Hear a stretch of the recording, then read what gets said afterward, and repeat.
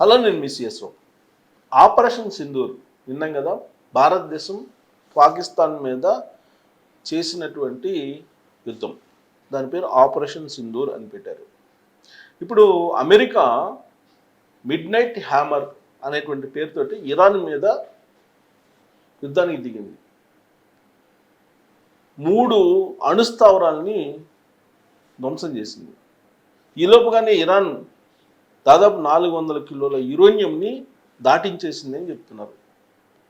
ఒకసారి అమెరికాకి యుద్ధానికి కానీ దిగితే అమెరికా సంగతి చూస్తామని చెప్పి ఇరాన్ హెచ్చరించింది.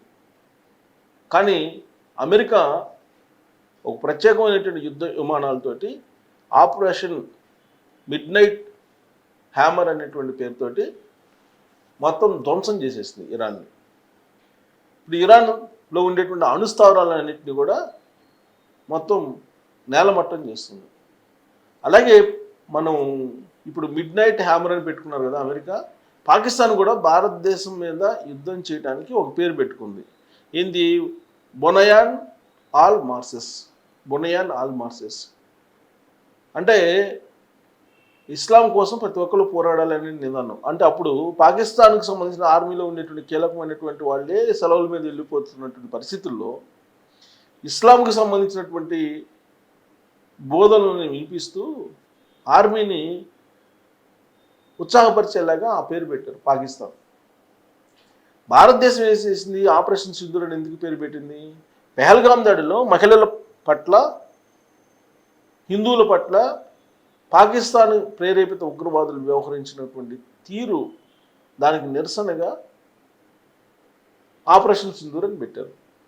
ఇప్పుడు మిడ్ నైట్ హ్యామర్ అని పాకిస్తాన్ ఇరాన్ మీద ఇప్పుడు అమెరికా పేరు పెట్టి మిడ్ నైట్ హ్యామర్ అనే ఆపరేషన్ తోటి వాళ్ళు యుద్ధ విమానాలతోటి అర్ధరాత్రి వేళ ఇరాన్ మీద అణుస్థావరాల మీద దాడులు చేసి అమెరికా వార్నింగ్ ఇచ్చింది ఇరాన్కి.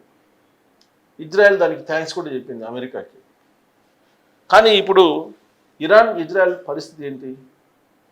ఆ యుద్ధం 3వ ప్రపంచ యుద్ధం కింద కన్వర్ట్ అయ్యే అవకాశం ఉందా అని అంటే, అమెరికా దాడులు చేసిన తర్వాత 3వ ప్రపంచ యుద్ధానికి దారితీసే అవకాశం ఉంది అనేటువంటి టాకు అంతర్జాతీయ సమాజంలో చాలా బలంగా వినిపిస్తుంది. ప్రస్తుతం పశ్చిమ ఆసియాలో ఉద్రిక్త వాతావరణం నెలకొంది. ఎటువైపు నుంచి మిజైల్స్ వస్తాయో, ఎటువైపు నుంచి డ్రోన్స్ వస్తాయో, ఎటువైపు నుంచి యుద్ధ విమానాలు వచ్చి బాంబ్స్ వేస్తాయో, ఇటువైపు నుంచి వచ్చి క్లస్టర్ బాంబ్స్ వేస్తాయో, ఇలాంటి ఆందోళనలో పశ్చిమాసియా ఉంది. అమెరికా డైరెక్ట్గా బాంబులు వేసింది కాబట్టి ఇక ఇస్లామిక్ ఆర్మీ రెడీ కావాలనేటువంటి పిలుపు ఇరాన్ ఇస్తుంది. అమెరికా ఏం చెప్తుంది? కేవలం అణుస్థావరాల వరకు మాత్రమే మేము పరిమితం, అంతకు మించి యుద్ధానికి మేము సిద్ధం కాము, యుద్ధం కూడా చెయ్యము అని చెప్పి చెబుతుంది. కానీ ఇరాన్ అంతకు సంతృప్తి చెందట్లేదు. ఈ క్రమంలో రాబోయేటువంటి రోజుల్లో ఏం జరుగుతుంది అనేటువంటి ఒక భయాందోళనలు ప్రపంచవ్యాప్తంగా నెలకొన్నాయి. దీంతో స్టాక్ మార్కెట్లు కుప్పగూలిపోయాయి. ఆర్థిక వ్యవస్థ చిన్నాభిన్నం అవుతుంది ఆయా దేశాలది. మరి అమెరికాకి అలాగే ఇరాన్కి మధ్య జరిగినటువంటి మిడ్ నైట్ హ్యామర్ ఏంటి అనేది ఒకసారి చూద్దాం. ఆ మిడ్ నైట్ హ్యామర్లో ఏమేమి ధ్వంసం చేశారు, అసలు దాని వ్యవహారం ఏందనేది చూద్దాం. ఇది ఇరాన్లోని 3 కీలక అణు కేంద్రాలపైన అమెరికా మిడ్ నైట్ హ్యామర్ పేరుతో దాడి. ఫోర్డో, నతాంజ్, ఇస్ఫహాన్ అణు కేంద్రాలపై భీకర దాడులు. ఇరాన్లో అణు కార్యక్రమాన్ని నిర్వీర్యం చేయడమే ధ్యేయమని అమెరికా స్పష్టం చేసింది. ఇరాన్ అణు కార్యక్రమానికి గట్టి దెబ్బ తగిలేలా అమెరికా భారీ వైమానిక దాడులకు దిగింది. గత కొన్ని దశాబ్దాలలో ఇదే అతిపెద్ద వైమానిక చర్య అని భావిస్తున్నారు.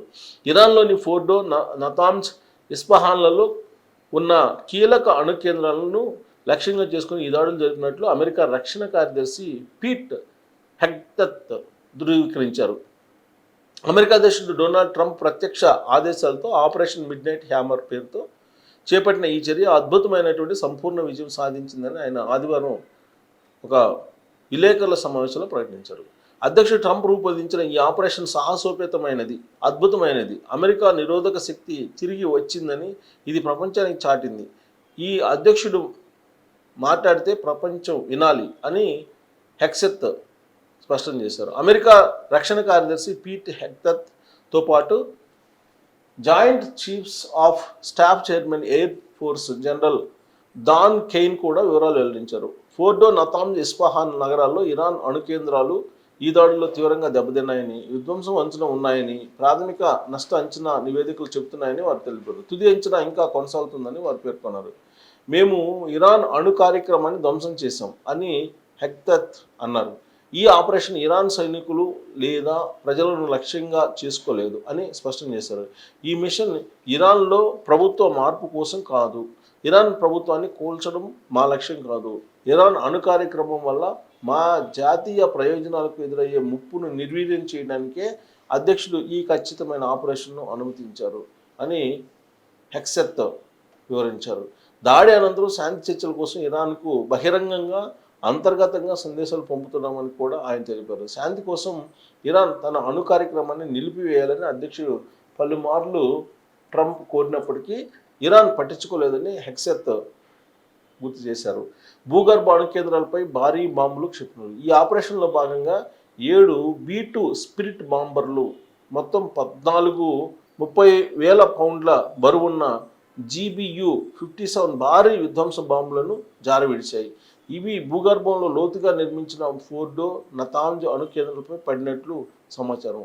ఇస్ఫహాన్లోని లక్ష్యాలపై జలాంతర్గామి నుంచి టోమాహాక్ క్రూయిజ్ క్షిపణులను ప్రయోగించారు. ఇక్కడ ఇరాన్ భారీ మొత్తంలో అధిక శుద్ధి చేసినటువంటి యురేనియం నిల్వ చేసిందని అమెరికా వర్గాలు తెలిపాయి. ప్రపంచంలో మరే ఇతర సైనిక శక్తి ఎలాంటి చర్యను చేపట్టలేదు అని జనరల్ డాన్ కెయిన్ అన్నారు. చాలా తక్కువ సమాచార మార్పిడితో ప్రత్యర్థిని జాగ్రత్తగా ఏమార్చే వ్యూహాలతో ఈ ఫలితాలు సాధించామని ఆయన వివరించారు. ఈ దాడుల్లో 125కు పైగా విమానాలు, సహాయ విభాగాలు పాల్పంచుకున్నాయని, వీటిలో స్టెల్త్ ఫైటర్లు, నిఘా విమానాలు, గాలిలో ఇంధనం నింపే ట్యాంకర్లు ఉన్నాయని జనరల్ కెయిన్ తెలిపారు. అమెరికా చరిత్రలో ఇదే అతిపెద్ద B-2 ఆపరేషన్, ప్రపంచంలో రెండో అతిపెద్దదని పేర్కొన్నారు. సో ఇంత పెద్ద ఆపరేషన్ ఇరాన్ మీద చేసింది. 125 విమానాలు ఒకేసారి ఇరాన్ మీదకి వెళ్ళి B-2 బాంబర్లను వేసి మిడ్నైట్ హ్యామర్ను సక్సెస్ చేశాయి. అమెరికా చరిత్రలో ఇదే అతిపెద్ద ఆపరేషన్గా చెప్తూ ఉన్నారు. సో ఇరాను ఇప్పుడు ఎలా రియాక్ట్ అవుతుంది అనే దాని మీద ప్రపంచ దేశాల యొక్క పరిస్థితి ఆధారపడి ఉంటుంది. అమెరికా అయితే చాలా క్లియర్గా చెప్తుంది, అణు ఒప్పందం చేసుకోవాల్సిందే, అణు ఒప్పందాలకు రాకపోతే మాత్రం ఖచ్చితంగా ఇరాన్ క్లోజ్ అవుతుంది అనేటువంటి అభిప్రాయాన్ని వ్యక్తం చేస్తున్నారు. సో అమెరికా రంగంలో దిగిన తర్వాత కూడా ఇరాన్ ఇంకా రెచ్చిపోతుంది అని అంటే మూడవ ప్రపంచ యుద్ధానికి సంకేతంగా కనిపిస్తుందని కొంతమంది అంటున్నారు. 125 విమానాలతో ఒకేసారి యుద్ధ విమానాలతోటి బాంబర్స్ వేసిందంటే ఏ స్థాయిలో వేసి ఉంటుందో ఊహించుకోవచ్చు. Thank you.